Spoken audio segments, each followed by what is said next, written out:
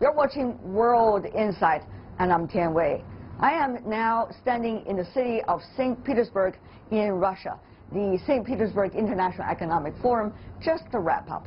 Many people here and around the world are extremely interested in the result of the upcoming visit of U.S. trade delegation to China and how the two of the world's economies will tangle with one another for the final trade discussion. Before we go to a discussion with two experts, let's take a look at this. Another round of consultations. U.S. Commerce Secretary Wilbur Ross will lead the delegation to China from June 2 to 4 to lay the groundwork in fixing simmering economic and trade issues. The arrangement was confirmed in a phone conversation last Friday between Ross and Chinese Vice Premier Liu He. Liu visited Washington earlier for high-level talks. The world's two biggest economies agreed to back off slapping tit-for-tat tariffs on hundreds of billions of dollars worth of goods. The biggest achievements of this round of talks is that the two sides agreed to resolve the current China-U.S. trade dispute through dialogue and cooperation and not to start a trade war. It sends a positive, strong and powerful signal to the market and stabilizes the market's expectations. Washington and Beijing are reportedly putting the finishing touches on a deal over the Chinese telecom giant ZTE. The deal is expected to be cemented before Secretary Ross arrives in Beijing next week.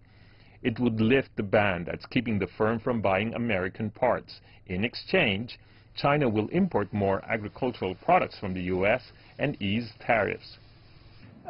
They can pay a big price without necessarily damaging all of these American companies, which they are, because, you know, you're talking about tremendous amounts of money and jobs to American companies. The trade friction between China and the U.S. is also on the agenda of the St. Petersburg International Economic Forum. Speaking in St. Petersburg, Chinese Vice President Wang Qishan said China would go all out in fixing trade disputes with Washington, but it should be ready for any turn of events. We have to be sensible and be calm. Our President Xi Jinping said some important words. China does not provoke, but China is not afraid. In our view, there are two sides which lose in a trade war. Analysts say the Chinese and American economies are highly complementary. There is great potential for bilateral trade, and China welcomes high-quality and competitive U.S. products entering the Chinese market. The U.S. Commerce Secretary's visit to China is expected to help better sort out trade deals.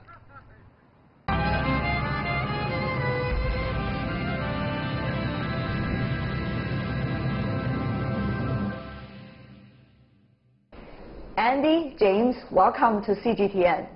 Thank you for having us. It's great to have both of you here. One of the things people talk about is the China-U.S. trade issue, since both of you are coming from the business community. Let me ask you, James, what does that mean to you, this current round of debate? Yeah, it's hard to put any kind of positive spin on what's happening on the trade front. If it is hard, then don't do it. Okay, then I won't do it. It's impossible to put a positive spin, really, on the disruption of the free flow of trade and investment between two countries that are becoming increasingly integrated and have become increasingly integrated over the last 15, 20, 25 years. And to see policymakers interjecting themselves into that process to try to unwind some of it, potentially highly disruptive to trade and investment. Difficult to see how there's a positive story there, to be honest. Andy, as an economist? Well, I think in the short term, I think the risk premium in the market is rising, and you never know what could happen. So yes. I think the financial market has been very buoyant for many years, partly due to risk premium dropping a lot. So the market is very expensive. So I think that the market will run into trouble in the next few months. And from a longer term perspective, multinational companies will have trouble planning forward. How are you going to source your components from everywhere in the world when in this kind of environment how do you make decisions? Where you should base your next factory? So those decisions are really being put on hold because of this dispute. And putting on hold is a dangerous thing because efficiency is extremely important when you run a business in an ever-changing world. Having said that, though, James, the reason people study the U.S.-China trade relations is not just because they are China and the United States, but rather a trade dispute in the current circumstances, eventually, what is going to be a way to figure out a solution, and what is going to be the way for countries, national governments, to work with the business community. That is the key thing. James, if you look at what is going on now, it is mainly still the governments that are taking the leading role in terms of where the trade policy is going. Do you think that will be the case for the future rounds of discussions between China and the United States? Well, I don't think it's only governments. So you can be assured that the U.S. government is hearing a lot from the U.S. business community because there are many of the largest U.S. corporates invested in China with an interest in the continued access from China back to U.S. markets. So I suspect that the U.S. government is already hearing a lot from the business community, not just with that issue, but with the NAFTA issue, which is potentially disruptive. So when you have economies that have become integrated over time, to try to disintegrate those is highly disruptive. And that's disruptive not for government officials, but for business. Will the K Street, which is lobbying street in Washington, D.C., or will it be the national interests, depending on what the national interests are, eventually making a decision? I think that China or other Asian countries usually look at the United States politics from the perspective of influencing Wall Street people or business leaders, maybe some politicians like Henry Kissinger and so forth. But what we see is a new force coming up, is this populist movement. The origin of this populist movement is that the wages has stagnated for 40 years. So most people in the United States have lost out in the last four decades, and they are very angry. So this anger is driving political process. So now we have a kind of we still have like business leaders, Wall Street people still trying to hold this together, but I think they can hold it down. In the next cycle, when we have another recession, which surely will come, I think that the politics in the United States will be extremely different. This is why I think that unless China is prepared to deal with a completely different United States, to understand why the people in the United States are angry, and maybe China should do some reforms that would lessen the tension. Otherwise, we're headed towards a very, very difficult period. When one country has to handle with its own structural reforms, United States and China all included, what can others do to lessen, so-called, the burden, as Andy earlier argued? Could that be done in any way? No, I think Andy is absolutely right. I think there's a large group in most advanced economies that now feel sort of left behind. And the median income levels or the average income levels haven't really moved. In some ways, the rich get richer and poor get poorer. You know, we understand that. The thing is whether you could do anything outside that country to change that country. Oh, that's difficult. That's the argument, isn't it? Yeah, it's very difficult to do it from within, let alone from outside. So I think that's a tall task. I suspect we will be dealing with. I completely agree with Andrew. We will be dealing with these issues for the foreseeable future. The question is, how do you adequately address the actual core problem of whether it's people being left behind or income levels not moving higher across the board? Right. And then, addressing the core issue rather than what some politicians sort of lazily identify as the issue, i.e. it's cheap imports coming from somewhere else. If I put a stop to the cheap imports from somewhere else, I'll get your job back. I mean, that's the very simplistic message. But that resonates with people who seem to have lost their job to import competition. And a message which isn't accurate, but it's one that is winning. It's winning the day to some degree. With that in mind, Andy, you said China can do something, but what can China really do? You got already a big price tag, $200 billion coming from the Trump administration, which China, of course, would not going to promise to do, because that's not the way one sovereign country is working with another sovereign country. Having said that, though, is there any way out, Andy, from your perspective? Well, I think that China, the key problem in Chinese economy is that household disposable income is too low. It's about 45% of GDP, and it's basically that's the cause of consumption is 36% of GDP, extremely low for a country of $10,000 per capita income. So. And that means too much investment and overcapacity and so forth. And the people those are the problems that other countries complain about. Right. So I think that China can do something about it. Household disposable income should increase to 60%. That's normal. And consumption should go to about 50%. That's normal. So when China's economy is normalized, I think that the tension in the world will not completely go away, but it will come down quite substantially. But of course, that takes time. But we could also, it takes efficiency to implement the reforms, Andy. Well, I think that the key thing is that China, first thing is to stop propping up the property bubble, because of the property sales, like new property sales, 15% of GDP. That's it. Twice as high as it should be, and then basically you're taking money away from the people, right? So people are fearful if they're going to have a place to stay at and not. So that's keeping the household consumption down. The other is that taxes are too high, fees are too high, and what's the point of a government spending so much money? It doesn't make sense. The government is not very efficient. So I think that China needs to become a normal economy. Most of the money should be spent by household sector, not by the government. Right. Having said that, though, there's another layer that we see in the issue.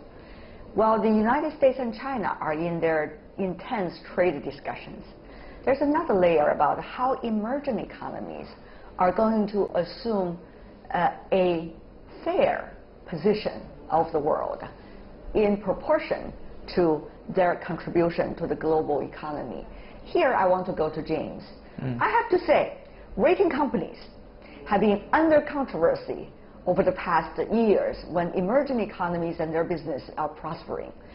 One of the things people say is rating companies are not treating these companies coming from, emerging developing countries with the same standard, or with the same standard but not necessarily to the real situation of these companies. James, what would you have to say? Well, we have an interest in being as fair and as objective as we can, because if we're not, we're undermining the very product that we're selling. I mean, the rating itself. So the rating has to be comparable from one country to another. We spend an inordinate amount of our time in the discussions that we have about countries' ratings, making sure that we are being as fair and objective as we can, and we're setting aside any personal biases or perceived Western biases or anything like that, and trying to look at countries, again, in a very kind of objective manner. So we have a published criteria that doesn't favor one group of countries or another. Try to be as clear as possible in terms of what drives the ratings. I mean, one thing to think about is the European financial crisis. Yeah. And so now there are a number of Western European countries that are not rated in the AA and the AAA rating categories that there were before. There were some slipped down to BB and to the BBB range. So some of those criticisms of emerging markets, always on the lower end of the rating scale, not really true anymore, because some of the higher rated countries have migrated lower, some of the emerging markets have migrated higher. So I think there is a little bit of a rebalancing in terms of the rating profile going on in and of itself. Rating is only one of those examples, Andy, I have to say, among many economic and trade issues when it comes to so-called standard. Who is designing the standard? Who is designing the rules, and whether those rules and standards are fair to everybody from whose perspective? So, Andy, about those questions, as economists, what do you think? Well, I think that the world is obviously is biased against, in particular, East Asian countries. Why would you say that? Yeah, you look at it during the 90s. James, I'm going to come back to you. You look at the people in East Asia have completely different attitude towards debt from the other countries. So, like in 1997, 98, we had a huge debt crisis, but countries that they tightened their belts and paid off the debt. Yes. This is very different from the experience in Latin America and from in Southern Europe. Exactly. We even see the South Koreans putting their own gold to the country and say, use this. So that we pay our debt. Yeah, the risk is cannot be judged by just looking at the debt to GDP ratio, trade balance, and so forth. You look at the Argentina now is in some sort of trouble again. In the last few years, they got a much higher rating than they deserved because these countries did not pay back the debts for many times. Well, I'm not sure whether those countries really agree with you, but.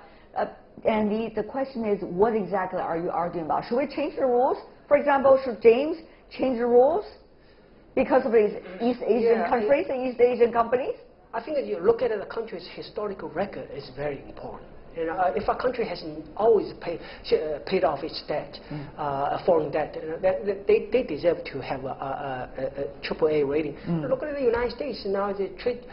At the peak of the economic cycle, its fiscal deficit is 5% of GDP. You wonder how they're going to pay it back. Now the national debt is 100% of GDP now. It's increasing by what? It's increasing by $1 trillion every year. I think that the Western countries all have very high debt levels now, and they will have that trouble. It's a matter of time. A big concern from you, I could read about that. But the thing is, where is it going from here, James? One of the things people talk about is, you know, the current system, whether it is the United Nations or the WTO or some of the other things, are mainly established after World War II. And one of the major builders of this system is the United States. And that was based on the principle of multilateralism. But now, with the current administration in Washington, it seems that the U.S. is walking away from these systems that they originally built. So here's the credibility issue. Here's the issue coming from emerging and developing countries say, you guys told us this is going to work. So once we come in and become part of the winners, and you guys walk away and say this is not going to work because you are not the biggest winner or you are not as big as you used to be a winner. So, James, I think that is also an ultimate question to be asked. Yeah, I think that's fair. I mean, being accused of sort of moving the goalposts, if you will. That's right. But let's be honest, you know, emerging markets are responding in their own way and taking ownership of some of this on their own, not waiting for the advanced economies or the Western economies to recognize their leadership credentials or their place in the world, if you will. And I suppose something like the AIIB, the Asian International Investment Bank, is a good example of that. So that is a, you know, or the new development bank by the BRICS countries. Again, a very good example of that. Which is going to be the major or the mainstream trend? I think that would be an interesting question, Andy. Yeah, I think the world order that was established after the Second World War is really falling apart. I think that to re-establish, to maintain the order, we need to have a New Deal. The New Deal, all the countries need to sit down and renegotiate the United Nations system. For example, the WTO system, the way it is, it's not sustainable. Because the United States Americans complain about industrial subsidies. Most countries do it. So there are no standards. So if you have free trade, you don't have a standard on subsidies, then it's not sustainable. So we need to put everything on the table and renegotiate. Before we go, the U.S. delegation is coming for another round of discussion with the Chinese side. Any wish, at least some warm advice for both sides? James? Not necessarily advice. Coming but, from a native you know, Canadian and yet working around the globe. You know, the wish would be that we see some progress, although to be honest, I'm not that hopeful that we'll see much happening in. But we hope they work hard. We hope they work hard. Yes. And Andy? Well, I think that it takes time to reach a compromise. Unfortunately, the compromise, when it comes, is not a solution. And both sides will be very unhappy. And this internal anger will fester later again. And then we'll have next year we have another blow-up. So we need cooler minds and also real leadership. Vision. Somebody needs to put a vision on the new world order on the table, and has the ability to persuade all the other national leaders to buy into that. Wow, that's a lot of quality you're talking about over there. But for now, I want to thank both of you for having the real quality for a very intellectual discussion with us. Thank you so much, James and Andy. Really appreciate it. Thank you. Really appreciate it.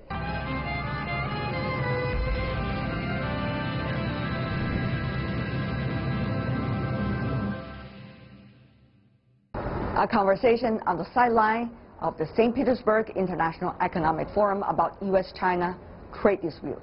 With that, we're coming to the end of today's program.